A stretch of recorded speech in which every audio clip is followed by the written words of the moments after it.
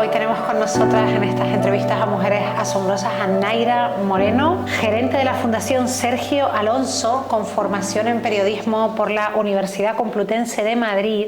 Naira ha pasado tanto por el sector privado como Project Manager en Beeple Social Media Consulting, como por el sector público como jefa de prensa en la Consejería de Derechos Sociales, Igualdad, Diversidad y Juventud en el Gobierno de Canarias, antes de dar el salto a la gerencia de la Fundación Sergio Alonso en 2021.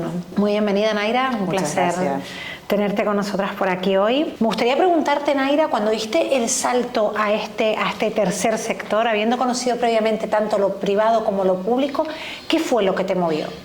Bueno, en realidad mi carrera siempre ha estado vinculado al ámbito social, ¿no? Como decías, estudié periodismo en la Universidad Complutense. Comencé trabajando de periodista y siempre los medios de comunicación y el trabajo que ejercí, fundamentalmente en la televisión, en la radio, siempre fueron temas de carácter social. También siempre tuve interés por la cooperación al desarrollo. Tuve una experiencia en Ecuador también, que eso me marcó bastante. Y bueno, siempre he tenido esa vinculación y en cualquier ámbito de los que he estado, siempre he trabajado con proyectos de carácter social. Naira, si tuvieras que decirme 3 números que hablen de la Fundación Sergio Alonso, ¿cuáles serían? Bueno, yo creo que en los últimos tiempos, desde que he llegado yo resaltaría el que en apenas 3 años hemos conseguido 3 proyectos de fondos europeos, 2 digamos un poco más grandes, ¿no?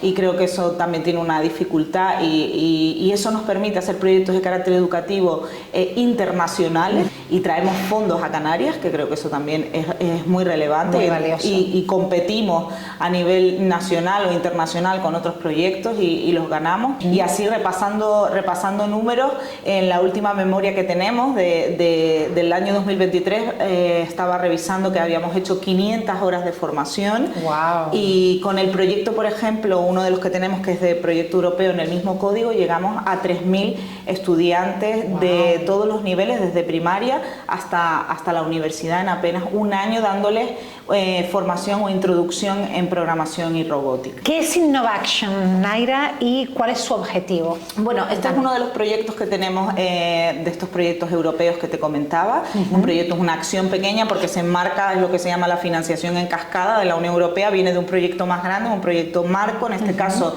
de jóvenes para las regiones ultraperiféricas, y nosotros somos una de las acciones que se ha seleccionado en Canarias, ¿no? Nuestro objetivo es básicamente darle formación a los jóvenes, pero a través de una metodología de que ellos aprendan haciendo, ¿no? Con estos eventos que hacemos nosotros, que llamamos Mecathons, que son una mezcla entre Make y Marathon, que lo hacemos también con un partner alemán que se llama el Grupo ITQ, y lo que intentamos acercar a los alumnos también problemas reales de Canarias, en este caso lo hicimos, y que ellos resuelvan esos retos que planteamos, ¿no? Ahora mismo acabamos de terminar el evento hace una semana, participaron casi 60 alumnos entre las 2 universidades canarias y también alumnado de formación profesional. Establecimos 5 retos y ahora nosotros lo que vamos a intentar es darle una continuidad a esos proyectos, ¿no? Por ejemplo, el de turismo era la sensorización de las bandejas del buffet, para avisar, por ejemplo, en cocina de que las bandejas se estaban vaciando, que la comida estaba fría. Eso facilita, digamos, el trabajo de la gente que esté en cocina, ¿no? O en sala. Entonces vamos a intentar aplicarlo, lo vamos a intentar llevar a cabo en un espacio real, ¿no? Ese es uno de los proyectos, por ejemplo. ¿Y lo va a llevar a cabo la Fundación? Sí, vamos a intentar. Ese prototipado y posterior desarrollo, ¿no? Digamos que lo que hicimos en día y medio fue una pequeña maqueta. Bueno, hicimos, no, los alumnos hicieron. Y entonces ahora lo vamos a llevar a un entorno real. Nos gustaría, vamos. Un nuevo proyecto más interesante. Me gustaría preguntarte por una mujer a la que admires y que nos cuentes el por qué y qué le preguntarías si pudieras hablar con ella.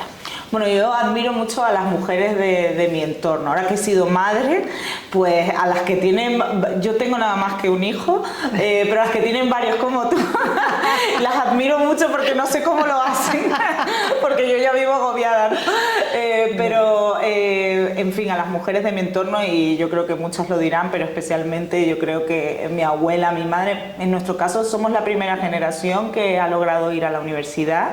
Y mi abuela, por ejemplo, recogía tomates, él limpiaba casa y pues ha tenido una vida muy dura, y yo me veo ahora con las cosas que hago y pues siento profunda admiración por el trabajo que ellas hicieron y lo que nos han enseñado. Absolutamente, ¿no? Sí, sí. Se tuvo que ir a Venezuela, en el caso de mi abuela, a dejar a sus hijos, o sea que, en fin, una vida compleja, ¿no? Pero que nos ha transmitido alegría, ganas de vivir y tantas otras cosas, ¿no? El esfuerzo también, ¿no? Ahora, bueno, pues vernos, ¿no? Pues mis hermanos sí han ido a la universidad, yo también he ido a la universidad, pues para ellos es todo un orgullo, ¿no? Qué maravilla, esas mujeres que nos han inspirado a ser quienes somos. Además de ser gerente de la fundación, y tal y como has comentado, Naira, también eres madre. Me gustaría preguntarte por esa palabra, ¿no?, mágica. Bueno, no sé si no te voy a preguntar en particular por la conciliación, sino más que por la conciliación, por cómo haces esa magia de buscar ratitos para ti, para equilibrarte, para estar conectada. Bueno, es verdad que a medida que los niños se van haciendo más grandes, pues uno va recuperando espacio, ¿no? Porque cuando son pequeñitos, pues es más complejo, ¿no? Sí que intento pues cuidarme, por ejemplo, ir al gimnasio, que parece una tontería, pero para estar fuerte, tenía pues muchos dolores de espalda, por ejemplo, ¿no? Y cómo he ido recuperando y mejorando esa fuerza, por ejemplo, para yo sentirme mejor, ¿no? Yo creo que otra de las cosas, por ejemplo, que dejé de hacer cuando fui madre era leer. Yo también estudié periodismo, siempre me ha gustado las letras, siempre me ha gustado la lectura, y ahora parece que voy recuperando ese ritmo de lectura que había perdido, ¿no? Y eso me resulta, la verdad, que muy inspirador, porque aprendo, vivo otras historias en mi mente, y eso también te ayuda a abrir la cabeza, ¿no? Y a desconectar, y a descansar, ¿no? De alguna manera, porque... Sí. Y bueno, al final... vas conciliando, vas buscando tus espacios, ¿no? Y vas intentando, pero es importante que no lo olvidemos, porque es verdad que cuando recientemente hemos sido madres, pues sí que perdemos mucho. A veces no hablo con amigas y dicen, bueno, es que ya no soy la que era, ¿no? Vas como, dices, ¿dónde está mi yo de antes, ¿no? Pero bueno, poco a poco se va recuperando. Se va recuperando, parece increíble, pero ocurre. Sí, estamos ahí dentro. Pues Naira, te voy a preguntar por un consejo que le darías a tu niña o a tu yo de cuando apenas tenías 17, 18 años. ¿Qué te dirías a ti misma? Mira, voy a contarte una anécdota. Yo, recuerdan la época de crisis económica, ¿no? De cuando se hicieron los expedientes de regulación de empleo y todas estas cosas. Wow. Yo trabajaba en una emisora de radio y entré en un expediente de regulación de empleo, ¿no? Nunca, siempre había estado trabajando desde que era joven, incluso mientras estaba estudiando la carrera y demás, ¿no? Wow. Y para mí fue un impacto perder el trabajo, ¿no? Cumplí 30 años y ese día me comunicaron el expediente de regulación de empleo. Tu departamento de recursos humanos, brillante. Brillante. Wow. En cualquier caso, yo llegué a la oficina del paro y yo cuando la chica de la orientadora me dijo, bueno, ¿y tú qué sabes hacer? Y yo, es que yo no he hecho otra cosa que trabajar en un medio. Y yo me eché a llorar porque dije, no tengo ni idea de lo que sé hacer. Solo sé hacer esto, pensé que solo sabía hacer eso, ¿no?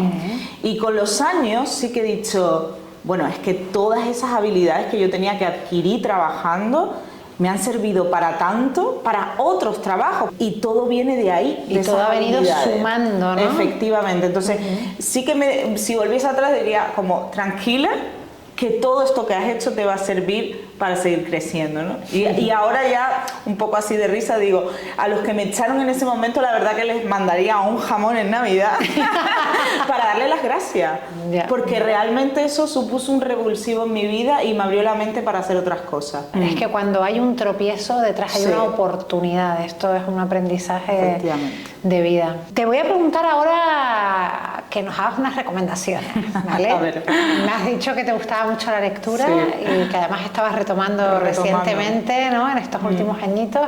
Así que te voy a pedir que nos recomiendes 2 libros. Bueno, así de los que me he leído este año, digamos, hay uno que me cautivó, que es el Caballero de Moscú. Además hay una serie, creo que está en Netflix ahora mismo, con Ewan McGregor, que también hace una adaptación del libro. y es una delicia de libro. Es de el conde Rostov, es el protagonista. Y es un personaje curioso, es cuando la Revolución Rusa, él era un aristócrata, y bueno, a muchos aristócratas no quedaron con vida tras la Revolución Rusa. A él, en vez de meterlo en la cárcel, lo salvan, entre comillas, por un poema que había escrito, bueno, la historia, pero acaba viviendo toda su vida en un hotel en el centro de Moscú. Ese fue su castigo, ¿no? Entonces toda la historia del libro transcurre dentro del hotel, ¿no? Y esa resiliencia que este conde tiene para sobrevivir pues prácticamente toda su vida dentro del hotel, ¿no? Y él es un personaje delicioso porque a pesar de las adversidades siempre es optimista y bueno, creo que es como un libro que te alegra la vida, ¿sabes? Y me gustó mucho, ¿no? Y luego, así de los últimos que me he leído, está el de Javier Cerca, el de Anatomía de un instante, que relata un poco la historia del golpe del 23F y hace un retrato un poco de ese momento, ¿no? Y de los personajes que estaban viviendo en ese momento. También la política me resulta también muy atractiva en ese sentido, pues de la figura de Adolfo Suárez. Digamos, para los que no lo vivimos tan de cerca ese momento histórico, pues sí que es muy interesante porque te acerca a personajes que yo, por ejemplo, conocía los nombres pero no los conocía en profundidad. Pues muchas gracias. Nada. Y para cerrar, Naira, me gustaría preguntarte por una recomendación de tu serie favorita o tu podcast favorito. Bueno, de serie podrían ver, por ejemplo, esta de la que te digo, del Caballero de Moscú, que a mí me gustó más el libro, pero bueno, la serie está muy bien, entonces bueno, podría ser una recomendación, ¿no? Y ahora hay una serie española que estoy viendo, no la he terminado, pero estoy a puntito, que se llama la del atraco al Banco Central, que también está vinculada al 23F un poco, sí, justo 3 meses después. Y tiene una vinculación y la verdad que está muy bien hecha y es intrépida, y para pasar un buen rato está muy bien la serie. Y de podcast me gusta mucho el de Estirando el Chicle, que es muy divertido, sí, muy de mujeres buenas, también, sí, y bueno, siempre me echo unas risas escuchándolo. Sí, son buenas, sí. Un sentido del humor muy top. Sí. Naira, muchísimas gracias por habernos acompañado en este ratito y habernos contado tu historia y habértenos abierto y contado quién eres. Muchísimas gracias por invitarme y encantada.